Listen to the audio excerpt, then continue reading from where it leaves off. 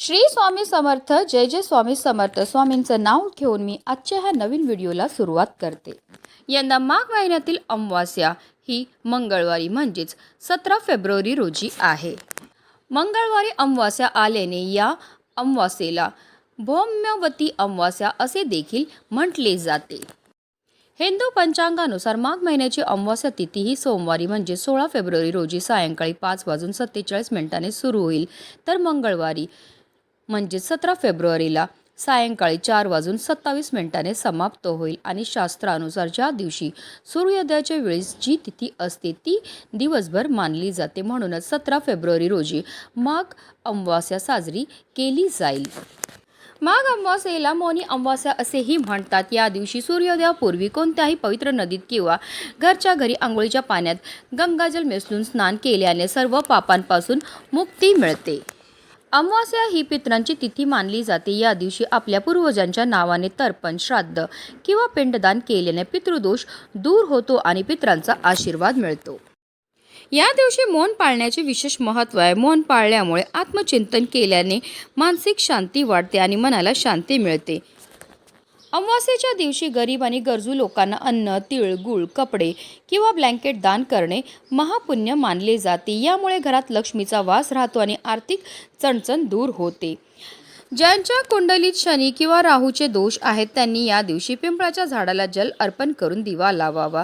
या दिवशी पिंपळाच्या झाडाची पूजा करून प्रदक्षिणा घातल्याने सौभाग्य वृद्धी होते. पिंपळाच्या मुळाशी भगवान विष्णू वास करतात अशी श्रद्धा असल्यामुळे विष्णू सहस्त्रनामाचे पठण करणे लाभदायक ठरते. या अमावास्येला रुद्र, अग्नी तसेच ब्रह्माची पूजा करण्याची प्रथा आहे. त्यांना उडीद, दही, पुरी असे नैवेद्य दाखवून व्रतकर्त्याने स्वतः पदार्थाचे एक वेळ सेवन करावे असे शास्त्रात म्हटले आहे. माघ अमावास्येला सोमवार, मंगळवार, गुरुवार किंवा शनिवार या 4 वारपैकी एक असेल तर या अमावास्येच्या व्रताचे फळ सूर्यग्रहणापेक्षा अधिक मानले जाते.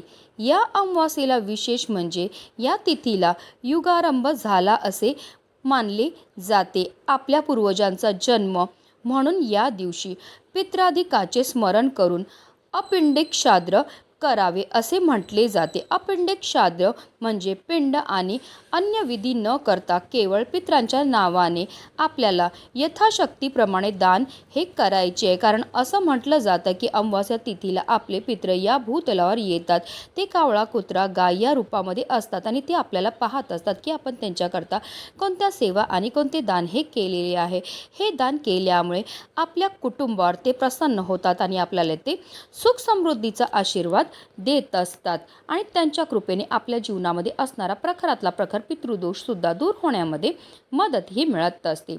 धार्मिक दृष्ट्या माघ अमावास्येला अनन्यसाधारण असं महत्त्व असल्याचं म्हटलं जातं.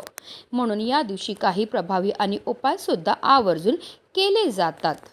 आणि म्हणूनच माघ अमावास्येच्या दिवशी तुम्ही काही नाही केलं तरीही चालेल, पण आंघोळीच्या पाण्यामध्ये टाका ही एक वस्तू.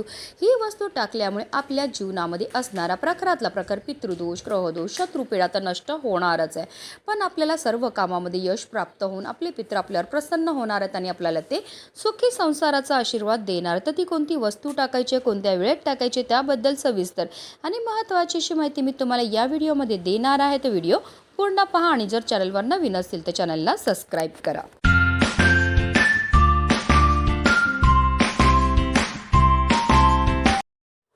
हिंदू धर्मात माघ अमावास्येला विशेष महत्त्व हे दिलं जातं. अमावास्येच्या दिवशी गंगा स्नान केले जाते कारण या दिवशी चंद्राचा प्रभाव सर्वात कमी असतो आणि नकारात्मक ऊर्जा असते त्याचा परिणाम वाढतो.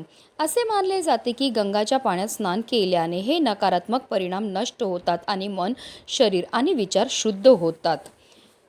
अमावास्या ही पूर्वजांची तिथी मानली जाते. म्हणून या दिवशी गंगा स्नान करून तर्पण आणि पाणी दिल्यास पूर्वजांचा आपल्याला आशीर्वाद मिळतो आणि कुटुंबात सुख समृद्धी येते.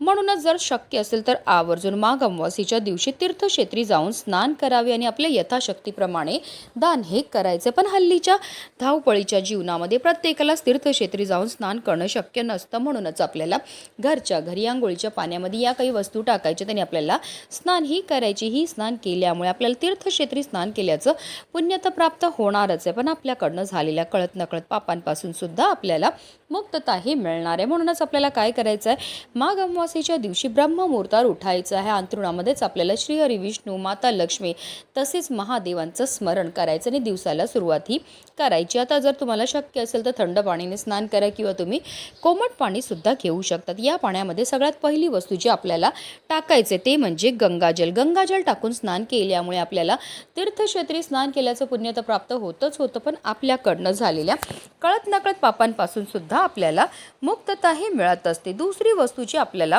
आवर्जून आंघोळीच्या पाण्यामध्ये टाकायचे ते म्हणजे 1 चमचाभर गाईचं कच्चं दूध. दूध टाकून स्नान केल्यामुळे आपल्या कुंडलीतील चंद्र बलवान होतो. चंद्र हा मनाचा कारक मानला जातो आणि जर आपल्या कुंडलीतील चंद्र बलवान झाला तर त्यामुळे आपल्या जीवनामध्ये असणाऱ्या ज्या शारीरिक आणि मानसिक त्रासापासून आपल्याला मुक्तताही मिळत असते. त्याचबरोबर आपल्याला चिमूटभर काळे तीळ सुद्धा आवर्जून आंघोळीच्या पाण्यामध्ये टाकायचे. तिळांची उत्पत्ती ही श्रीहरी विष्णूंच्या घामापासून झाली होती. तसेच काळे तीळ हे आपल्या पितरांना सुद्धा समर्पित आहेत आणि जेव्हा पण आपण आंघोळीच्या पाण्यामध्ये काळे तीळ टाकतो आणि स्नान करतो तर त्यामुळे आपल्या जीवनामध्ये असणारा प्रखरातला प्रखर पितृदोष, ग्रहदोष, शत्रुपीडा, दारिद्र्य दूर होण्यामध्ये मदत ही मिळत असते. कारण तिळांना दारिद्र्यनाशक असं सुद्धा म्हटलं जातं. त्याचबरोबर आपल्याला चिमूटभर खडे मीठ सुद्धा आवर्जून आंघोळीच्या पाण्यामध्ये टाकायचं आहे. मीठ हे माता लक्ष्मीला अतिशय प्रिय म्हणून मिठाला लक्ष्मीकारक असं सुद्धा म्हटलं जातं आणि मीठ टाकून स्नान केल्यामुळे आपल्यामध्ये असणारी जेवढी पण नकारात्मकता, इडापिडा, नजरबाधा दूर होण्यामध्ये मदत ही मिळत असते. त्याचबरोबर जर तुमच्याकडे तुरटीचा खडा असेल तर आवर्जून आंघोळीच्या पाण्यामध्ये तुरटीसुद्धा टाका. तुरटी टाकल्यामुळे आपल्यामध्ये असणारे जेवढे पण दोष आहेत, नकारात्मकता आहे, शत्रुबाधा, नजरबाधा दूर होण्यामध्ये मदत ही मिळत असते. तर या सर्व वस्तू ज्या आहेत त्या आपल्याला आंघोळीच्या पाण्यामध्ये टाकायची आणि आपल्याला स्नानही करायची. पण बऱ्याचदा लोक चुकीच्या पद्धतीने स्नान करतात, त्यामुळे सुद्धा त्यांना केलेल्या उपायाचं कोणताही शुभ फळ प्राप्त होत नाही. म्हणून आपल्याला काय करायचं, सर्वप्रथम 1 मग पाणी आपल्या उजव्या खांद्यावर टाकायचं, 1 मग पाणी आपल्या डाव्या खांद्यावर टाकायचं आणि त्यानंतर आपल्याला संपूर्ण स्नान ही करायचे. स्नान करताना निरंतर आपल्याला या एका प्रभावी मंत्राचा जप सुद्धा करायचा आहे. गंगे च यमुने च गोदावरी सरस्वती नर्मदे सिंधू कावेरी जलस्मिन्स निधी कुरु. या मंत्राचा अर्थ असा होतो, गंगा, यमुना, गोदावरी, सरस्वती, नर्मदा, सिंधू, कावेरी या सर्व पवित्र नद्यांचं पाणी या पाण्यामध्ये समाविष्ट झालेलं आणि मी या पवित्र पाण्याने स्नानही करत आहे. की अगदी तुम्ही ओम नमो भगवते वासुदेवाय नमः या प्रभावी मंत्राचा जपसुद्धा करू शकता. जेव्हा आपण आंघोळीच्या पाण्यामध्ये या वस्तू टाकतो त्याचबरोबर मंत्राचा जप करतो, त्यामुळे आपल्या तनाबरोबर आपल्या मनाची सुद्धा शुद्धी ही होत असते आणि पवित्र तनाने, पवित्र मनाने केलेल्या प्रत्येक कार्यामध्ये आपल्याला अनंत पटीने पुण्यफळ हे प्राप्त होत असतं. हा उपाय केल्यामुळे आपल्या जीवनामध्ये असणारा प्रखरातला प्रखर पितृदोष, ग्रहदोष, शत्रुपीडा, दारिद्र्य तर नष्ट होणारच आहे, पण आपल्या पितरांचा आपल्यावर आशीर्वाद हा कायम राहणार आहे. आपले पित्र आपल्यावर प्रसन्न होऊन आपल्याला सुखी संसाराचा ते आशीर्वाद देणार आहेत. म्हणूनच व्हिडिओ जास्तीत जास्त लोकांपर्यंत शेअर करायचे, जेणेकरून प्रत्येकाच्या आयुष्याचं कल्याण हो हीच मनामध्ये इच्छा. श्री स्वामी समर्थ. जय जय स्वामी समर्थ.